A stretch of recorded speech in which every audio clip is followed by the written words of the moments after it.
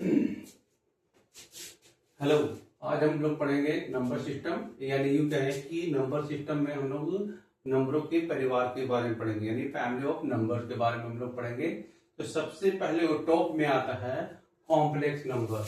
Complex number जो होता है उसको सी से रिप्रेजेंट किया जाता है। Complex number is made up of real number and imaginary number. यूं कहें कि कॉम्प्लेक्स नंबर जो होता है इसका जो फॉर्म होता है ए प्लस आयोटा बी। ए जो आता है आपका रियल नंबर की तरफ से आता है ए, और ये जो पार्ट होता है आयोटा बी, आई फोर आयोटा, इसको क्या पढ़ते हैं आयोटा। ठीक है, ध्यान रखिएगा। तो ए यहाँ पे आ गया रियल नंबर जो पार्ट होता है, और आई बी जो होता है वो इमेजिनरी नंबर में आता है। अब चलिए पढ़ते हैं कि जो कॉम्प्लेक्स नंबर अगर इसको फादर मान लिया जाता है, कॉम्प्लेक्स नंबर के दो बेटे हैं, रियल नंबर और इमेजिनरी नंबर। तो रियल नंबर क्या होते हैं, आपने पढ़ा होगा कि रियल नंबर वे नंबर होते हैं जिनको आप नंबर लाइन पे रिप्रेजेंट कर सकते हैं, है ना। आपने जैसे 3/4, 0.23, √5, 0.3, 1 के ऊपर बार लगा हुआ, √11, ये हम लोग जितने भी नंबर है सबको हम रिप्रेजेंट कर सकते हैं नंबर लाइन पे। लेकिन इमेजिनरी नंबर जो कि काल्पनिक नंबर होते हैं, जो सिर्फ हम सोच सकते हैं, विचार सकते हैं, तो that is can not be represented on the number line. जो नंबर लाइन है उस पर आप रिप्रेजेंट नहीं कर सकते हैं। तो इसकी एग्जांपल है आयोटा, √3 आयोटा, 2 आयोटा। और आयोटा का जो वैल्यू होता है आप देखोगे, आयोटा इज इक्वल टू होता है -1, और -1 का जो अंडर रूट हो जाता है, यानी आयोटा इज इक्वल टू √-1, ये इसका वैल्यू होता है। ठीक है, तो रियल नंबर वे नंबर होते हैं that can be represented on the number line. ठीक है, तो कॉम्प्लेक्स नंबर क्या हो गया, रियल नंबर और इमेजिनरी नंबर को कंबाइन कर देंगे तो हमें मिलेगा कॉम्प्लेक्स नंबर। तो मैंने ऐसे भी बताया कि कॉम्प्लेक्स नंबर ये है, अगर फादर माना जाए तो इसके दो बेटे हैं, रियल नंबर और इमेजिनरी नंबर। इसके बाद आते हैं हम लोग रियल नंबर। तो रियल नंबर के भी दो बेटे होते हैं, रैशनल नंबर और इरेशनल नंबर, जो आपने क्लास 9 में भी पढ़े होंगे। तो रैशनल नंबर जो होते हैं उसको क्यू से रिप्रेजेंट किया जाता है, क्यू फॉर कोशेंट। आपने नाम सुना होगा कोशेंट। कोशेंट मीन्स रेशियो, इसमें वर्ड छिपा हुआ है रेशियो। रेशियो का मतलब क्या होता है कि जब दो नंबर को आप रेशियो में लिखते हैं, यानी अगर मान लीजिए एक नंबर पी है और क्यू है, उनको p/q के रूप में लिखते हैं, और जहां p और q बिलोंग करता है, यानी p और q कहां से आते हैं, इसका मतलब होता है बिलोंग करना, यानी संबंध रखता है। तो p और q किससे बिलोंग करते हैं, इंटीजर से। आपने क्लास 9 में पढ़ा होगा कि इंटीजर को z से डिनोट करते हैं, और z का मतलब होता है जहलेन, जो कि एक ग्रीक वर्ड से लिया गया है। ठीक है, इसका मतलब होता है टू काउंट। ठीक है, आपने क्लास 9 में ध्यान दिया होगा। तो जेड फोर्स जहलेन, है ना। तो या तो जेड से रिप्रेजेंट करते हैं या आई से रिप्रेजेंट करते हैं। तो रेशियो जो p/q के रूप में लिखा जाता है। तो rational number those number which can be expressed or which can be written in the form of p/q, where p and q belong to integer, है ना, and q is not equal to 0। इसका मतलब जो आपका जो यहाँ पे denominator है वो 0 नहीं होना चाहिए, कंपलसरी है। तो वो तरह के नंबर को क्या बोलते हैं, रैशनल नंबर। और एक एग्जांपल बहुत सारे आप देख सकते हो, 1/2, 3/4, -5/6, है ना, 0/1, ये भी 0 भी क्या है, एक रैशनल नंबर है। ठीक है, तो इसके और इसका अगर डेसिमल एक्सपेंशन देखा जाए, तो इसका डेसिमल एक्सपेंशन दो तरीके से होता है। एक होता है टर्मिनेटिंग, यानी कि पूरा भाग जब काट कोई नंबर को, जैसे आप देखते हैं टर्मिनेटिंग का मतलब हो गया कि आप 5 से 2 को भाग दीजिए, तो आप पूरा देखिएगा कि कुछ सर्टेन स्टेप के बाद क्या होता है, ये पूरा कट जाता है, और ये इसका आता है डेसिमल में 2.5। ठीक है, तो इसको बोलते हैं टर्मिनेटिंग डेसिमल एक्सपेंशन होता है। ठीक है, और दूसरा होता है नॉन टर्मिनेटिंग एंड रिपीटिंग और रिकरिंग भी बोलते हैं, नॉन टर्मिनेटिंग एंड रिपीटिंग और रिकरिंग। इसका मतलब है कि जैसे आपने 1/3 को भाग दिया, 1 को भाग दिया 3 से, तो आप देखोगे कि 0.3333 ये आता रहेगा, एंड ही नहीं होगा, खत्म ही नहीं होगा, यानी बार बार रिपीटिंग हो रहा है। तो ये तो खत्म नहीं हो रहा है, नॉन टर्मिनेट हो रहा है, मतलब नॉन टर्मिनेट मतलब खत्म नहीं होगा, और रिपीटिंग मतलब कि बार बार रिपीट होगा। तो इसलिए इसके ऊपर जो रिपीट होता है नंबर उसको बार लगा दिया जाता है। ठीक है, तो इसकी ये रेशनल नंबर के बारे में हमने पढ़ा। अब आते हैं इसका इरेशनल नंबर, जो कि रियल नंबर का दूसरा बेटा है। इरेशनल नंबर क्या होता है, जो आप पी बटे क्यू के रूप में आप उसको एक्सप्रेस ही नहीं कर सकते हो, आप इसके रूप में लिख ही नहीं सकते हो, है ना। तो इसके जो एग्जाम्पल होते हैं √2, √5, √7, यानी रूट के अंदर अगर प्राइम नंबर है, ठीक है, तो वो आपका क्या होगा, इरेशनल नंबर होगा। ठीक है, आप इसका डेसिमल एक्सपेंशन देखें तो इसका जस्ट उल्टा होता है।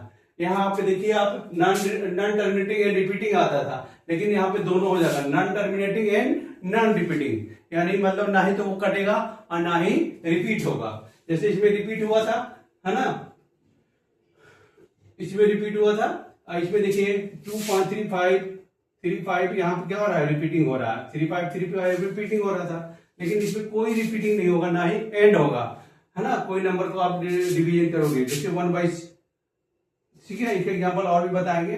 तो ये देखिए 0.140, 325 एंड डॉट डॉट 3.5012, बहुत सारे आप नंबर लिख सकते हो इस तरह से, 1.320567803123 यानी अलग बलर आता रहेगा इसमें।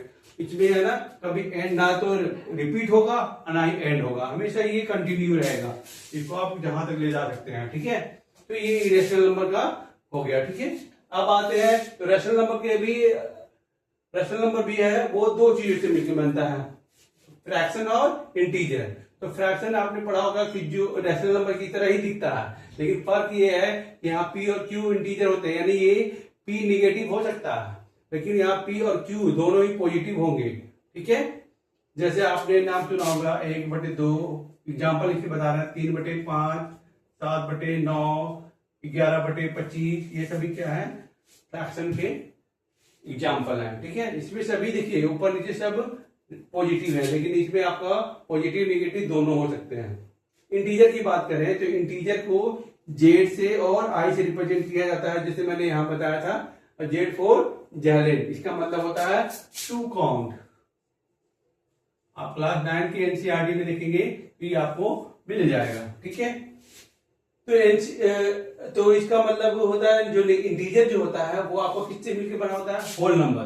होल नंबर आप जानते होंगे, होल नंबर जो आपका डब्ल्यू से स्टार्ट होता है, और होल नंबर किससे बना होता है, ये आपका काउंटिंग नंबर हो गया, 1 2 3 4 5, ये आपका हो गया counting number, that is the natural number, और नेचुरल नंबर को एन से रिप्रेजेंट करते हैं। तो नेचुरल नंबर के साथ जीरो को शामिल करें तो हमें मिलेगा होल नंबर। नेचुरल नंबर के साथ जीरो को शामिल करें तो होल नंबर मिलेगा, और इस होल नंबर के साथ नेगेटिव ऑफ नेचुरल नंबर को शामिल कर दे, मिला दे, मिक्स कर दे, तो हमें मिल जाएगा इंटीजर। यानी एक बकेट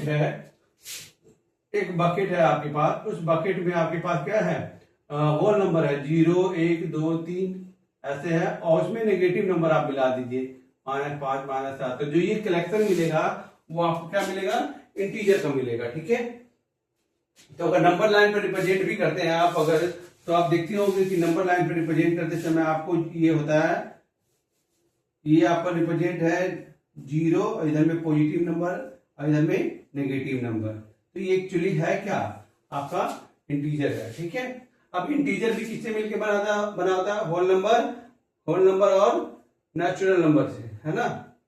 तो होल नंबर मैंने बता दिया कि होल नंबर को में आपका नेचुरल नंबर के साथ जीरो को शामिल कर देंगे तो आपका होल नंबर मिलेगा, और negative of natural number -n लिखा हुआ है, -n का मतलब होता है, माइनस का मतलब हो गया नेगेटिव, n का मतलब हो गया नेचुरल नंबर। अब नेचुरल नंबर की बात करें तो नेचुरल नंबर आपको इवन नंबर मिलेंगे, जो 2 से डिविजल होते हैं, जो 2 से पूरा कट जाते हैं उसको इवन नंबर बोलते हैं, और जो 2 से पूरा ना कटे उसको ऑड नंबर बोलते हैं। ठीक है, और प्राइम नंबर भी आपको इसी में मिलेंगे। प्राइम नंबर वो होते हैं जिसके 2 फैक्टर होते हैं, क्या, एक जो 1 से कटे और खुद से कटे, जो 1 से कटे और खुद से कटे वो हो जाते हैं प्राइम नंबर। जैसे कि 2 ऐसा नंबर है जो इवन प्राइम नंबर है, इवन भी है और प्राइम नंबर है, 2 ही एक ऐसा नंबर है जो इवन भी है और प्राइम नंबर है। ठीक है, अब बाकी 2, 3, 5, 7, 11, 13 ये सभी क्या आएंगे, प्राइम नंबर में आएंगे। इसके अलावा एक और होता है कंपोजिट नंबर। कंपोजिट नंबर में क्या होते हैं, आपने पढ़ा कि प्राइम नंबर में सिर्फ 2 फैक्टर होते हैं, लेकिन कंपोजिट नंबर में प्राइम नंबर का जस्ट उल्टा होता है। कंपोजिट नंबर में 2 से ज्यादा फैक्टर होते हैं। जैसे कि अगर इसे एग्जांपल लिया जाए तो 4, 6, 8, 10, 12, 16, 15, 18 इस तरह से आएंगे। अगर मान लीजिएगा कि पहला जो स्मॉलेस्ट कंपोजिट नंबर है वो क्या है, 4 है। और इसके कौन कौन से फैक्टर है देखिए, ये 1 से भी डिविजल होगा, 2 से भी डिविजल होगा, 4 से भी डिविजल होगा। तो इसके 2 से ज्यादा फैक्टर हो गए। ये 4 क्या है, सबसे लोवेस्ट कंपोजिट नंबर है, ठीक है। दूसरा है 6 को देखा जाए तो 1, 2, 3 और 6, यानी 6 1 से भी डिविजल होगा, 2 से भी होगा, 3 से भी होगा और 6 से डिविजल होगा, ठीक है। तो इसका मतलब हो गया कि इसके कितने फैक्टर हो गए, 4। तो कंपोजिट नंबर वे वो नंबर होते हैं जिसके 2 से ज्यादा फैक्टर होते हैं, उसको बोलते हैं कंपोजिट नंबर। सबसे स्मॉलेस्ट कंपोजिट नंबर क्या है, दैट इज 4, ठीक है। तो ये हमने पढ़ा नंबर सिस्टम के परिवार के बारे में, फैमिली के बारे में, ठीक है। फिर से एक बार दोहरा लेते हैं। जो कॉम्प्लेक्स नंबर के अगर इसको फादर माना जाए तो इसके 2 बेटे होते हैं, रियल नंबर और इमेजिनरी नंबर। रियल नंबर को जो आप नंबर लाइन पर रिप्रेजेंट कर सकते हो उसको रियल नंबर बोलते हैं। ये सारे एग्जांपल है 3/4, 0.23, √5, यानी ये जो रियल नंबर है वो रैशनल और इरेशनल का मिला के बनता है। यानी रियल नंबर अगर रियल नंबर को फादर माना जाए तो इसके भी 2 बेटे होते हैं, रैशनल और इरेशनल, ठीक है। इमेजिनरी नंबर क्या होता है, जो आयोटा के साथ आते हैं। आयोटा मतलब मैंने बताया था आयोटा का जो वैल्यू होता है √-1, ठीक है। तो ये इसका हमें कोई यूज नहीं है, ये आपको 11 में 12 में पढ़ना होगा, इसका कोई यूज नहीं है, ठीक है। रैशनल नंबर में जो वर्ड बना हुआ है वो रेशियो से बना है, जो P/Q के फॉर्म में लिखा जाता है, जहां P और Q क्या किससे बिलोंग करते हैं, यानी कहां से आते हैं, इंटीजर से, और Q 0 के बराबर नहीं होता है। इसके बहुत सारे एग्जांपल है, क्लास 9 में भी आप पढ़े होंगे। इरेशनल नंबर का भी आपने पढ़ा होगा, जो P/Q के रूप में नहीं लिखा जाता है। मैंने डेसिमल एक्सपेंशन भी बताया। डेसिमल एक्सपेंशन रैशनल नंबर में क्या होता है, जो नॉन टर्मिनेटिंग एंड रिपीटिंग हो, जैसे 1.333 आ रहा था, ये क्या हो गया आपका, ये आपका हो गया नॉन टर्मिनेटिंग एंड रिपीटिंग, लेकिन है ये रैशनल नंबर। दूसरा होता है टर्मिनेटिंग, यानी जब एक नंबर को दूसरे नंबर से डिवाइड करोगे तो कुछ स्टेप के बाद वो डिवीजन स्टॉप हो जाएगा, उसको बोलते हैं टर्मिनेट करना, ठीक है। तो 3.5, 4.2 क्या हो जाएगा, टर्मिनेटिंग हो जाएगा, है ना, क्योंकि इसके बाद कोई नंबर नहीं आ रहा, एक फिक्स इंटरवल के बाद क्या हो जाते हैं, डिवीजन स्टॉप हो जाते हैं। मैंने बताया था कि 5 को 2 से भागा कीजिएगा तो 2.5 आएगा, तो ये क्या हो गया, टर्मिनेट हो गया। जबकि इरेशनल नंबर में ऐसा नहीं होता, ना तो वो टर्मिनेट होंगे और ना ही रिपीट होंगे, यानी वो ना ही डिवीजन स्टॉप होगा और ना ही रिपीट होगा, यानी non terminating and non repeating. ये हो गया आपका इरेशनल नंबर, ठीक है। तो इंटीजर को भी मैंने बताया कि जो इंटीजर जो होता है negative of natural number and for natural number, negative of natural number और होल नंबर दोनों को मिला के क्या बनता है, इंटीजर।